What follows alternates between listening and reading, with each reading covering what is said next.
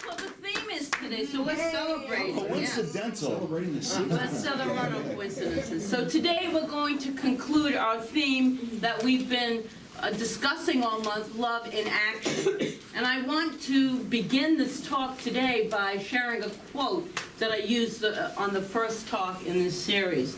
And it's from Mother Teresa. Love cannot remain by itself. It has no meaning. Love has to be put into action. And that action is service. Yes. And that was from a very sacred person, as all of us are. So sacred service, also known as, from the ancient Sanskrit word serva, is what we are discussing today, and we're going to have a little bit of a celebration at the end. And I want us to do something that we did 2 weeks ago, because I thought it was really powerful. I thought it was really lovely. And that was to place your hands over your heart, okay, and repeat after me. My heart is broken open to deeper love. My heart is broken open to deeper love. And only I commit to acts of outrageous love. And only I commit to acts of outrageous love. That only I can do. That only I can do. Okay, we're going to say 2 more times with increasing gusto. My heart is broken open to deeper love. My heart is broken open to deeper love. And I commit to acts of outrageous love. And I commit to acts of outrageous love. That only I can do. That only I can do. My heart is broken open to deeper love. My heart is broken open to deeper love. And I commit to acts of outrageous love. And I commit to acts of outrageous love. That only I can do. That only I can do. All right. All right. Almost sit down after that. That was really powerful. Thank you.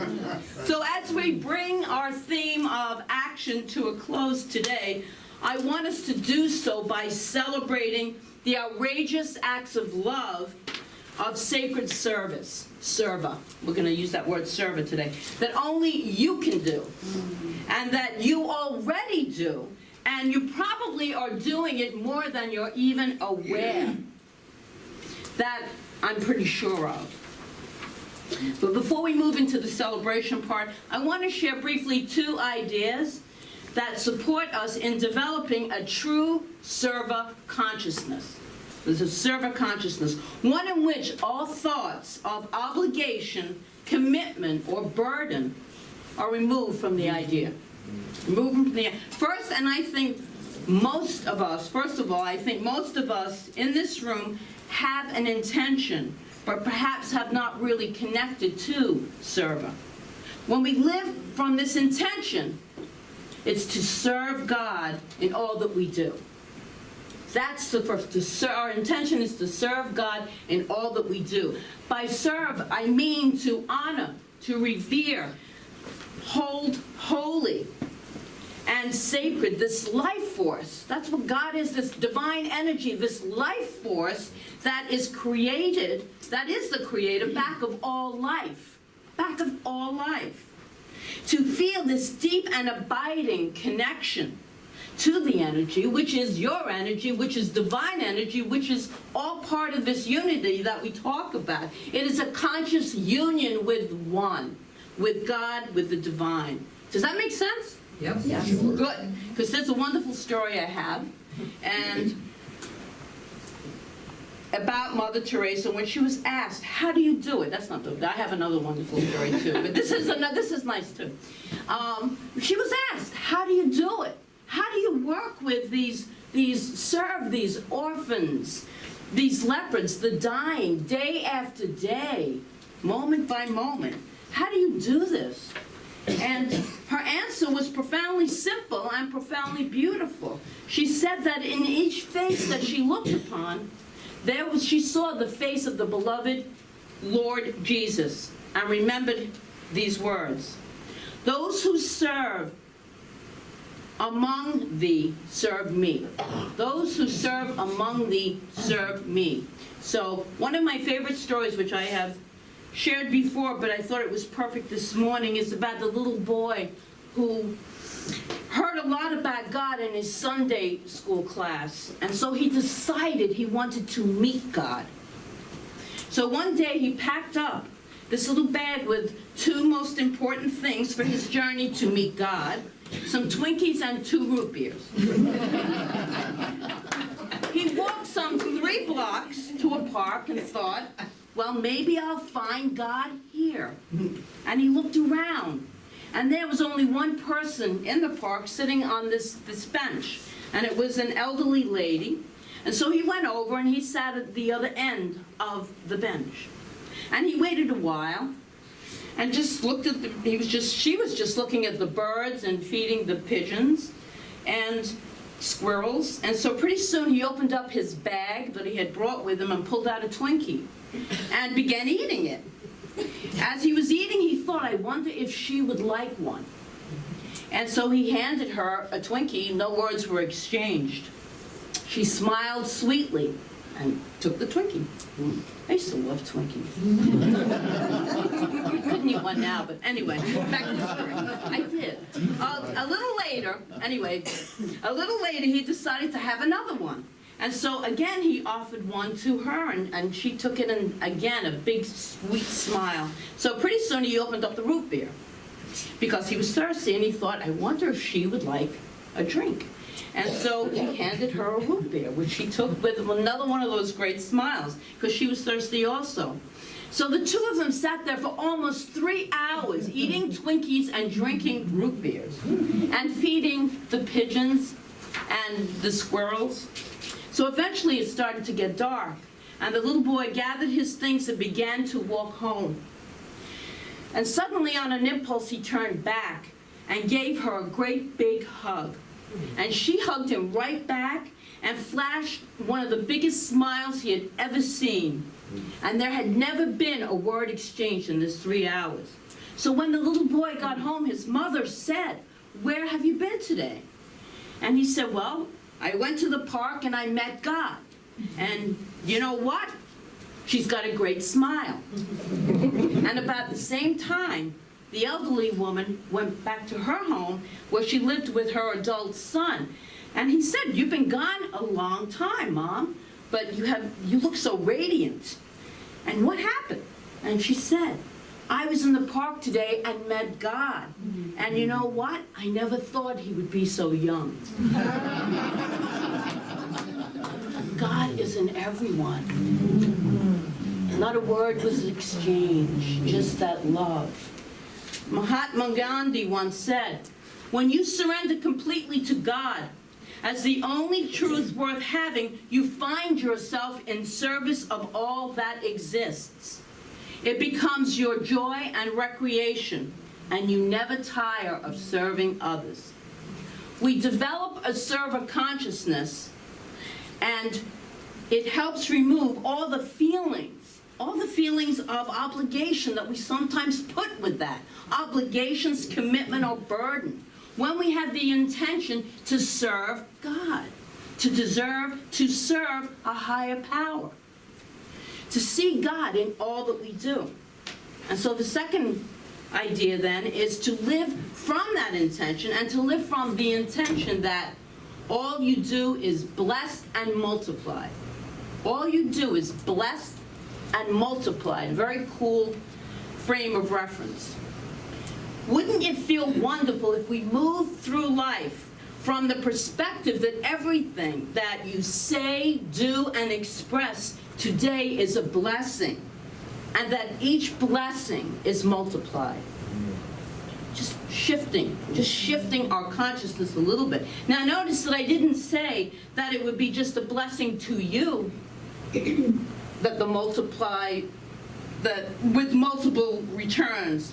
And I also didn't say that just a blessing to another person with multiple returns to him or her. I said a blessing with multiple returns, and that means a blessing for everyone. Everyone is in that same, giving and receiving is the same, and it's multiplied. As we give with an open heart, so do we receive with that same open heart. Everybody is blessed, and it's multiplied automatically. It's the way the law works.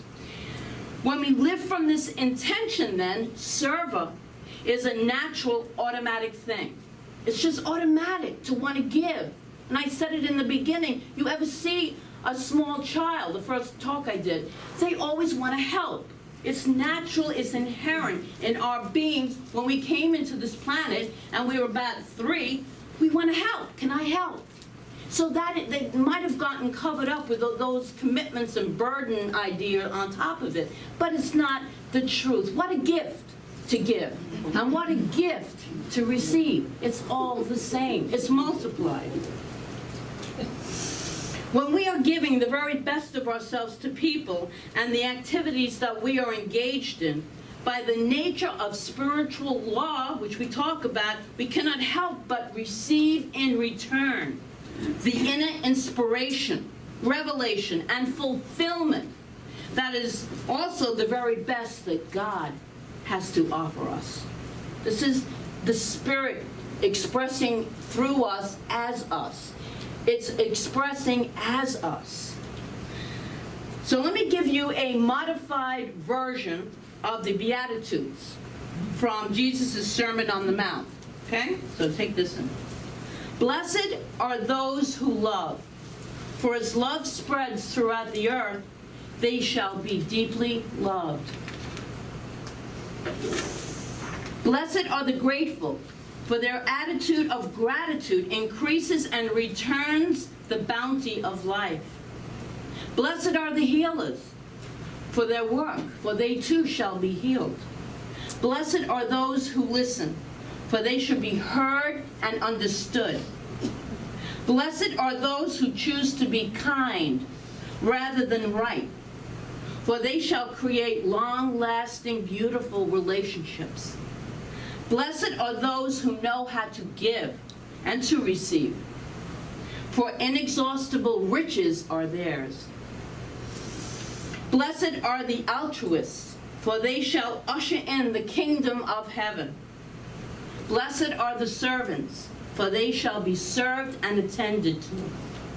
Blessed are the peacemakers, for they shall find peace and well-being. Blessed are the joyful, for joy and happiness are theirs. And blessed are those who notice, for they shall find small delights around every corner. And blessed are the flexible, for they shall not get bent out of shape. I want to see if you were paying attention. I really love that one. And I bet you anything out of all of those you'll remember that one. And so, as we live then, from the intention to serve God in all that we do, and from the intention that all we do is blessed and multiplied, we cannot automatically help but develop a true server consciousness, one in which all thoughts of obligation, commitment, or burden are replaced with the true meaning and purpose to life. And in the words of His Holiness, the 14th Dalai Lama, he said, "We are visitors for 90 or 100 years at the very most. During that period, we must try to do something good, something useful with our lives. If you contribute to other people's happiness, you will find the true goal, the true meaning of life." So let us spend the rest of our time here today, this morning, doing what I said we were going to do, which is to celebrate the server consciousness that exists in each and every one of us. And of course, spiritual community is a perfect opportunity to practice server and to live it. So first I want to recognize here those people who do come on a regular basis and contribute. So if you are currently serving this spiritual community in any way, please stand and remain standing. Just stand. If you have in the past served the spiritual community in any way, please stand and remain standing. For those of you who are not yet standing, let me ask you this. Have you smiled at another congregant this morning? Have you greeted somebody warmly today? Have you added to the collective consciousness of joy and gratitude that is in this room? Have you added your voice in song to the music? If you have done any of those things, then you have served this community. So please stand as well. Now turn to someone, we're going to do this, and say to them, thank you for serving, you are awesome. Thank you for serving. You are awesome.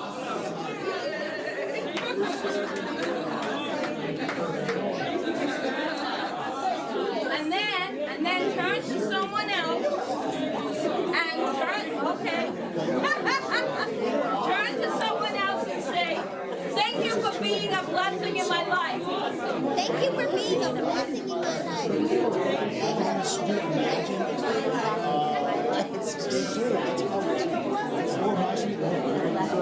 And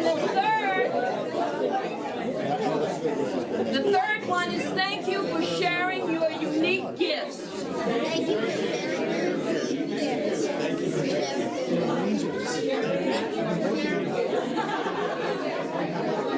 Okay, so close your eyes and just take a deep breath. And repeat this after me. I am in sacred service. I am awesome. I am in sacred service. I am awesome. You can sit down and we'll have a few more. And repeat. I am a blessing to the world and I am blessed. I am a blessing to the world and I am blessed. My unique gifts provide richness to the world. My unique gifts provide richness to the world. I celebrate who I am. I celebrate who I am. I celebrate my unique gifts to the world. I celebrate my unique gifts to the world. And so it is. And so it is.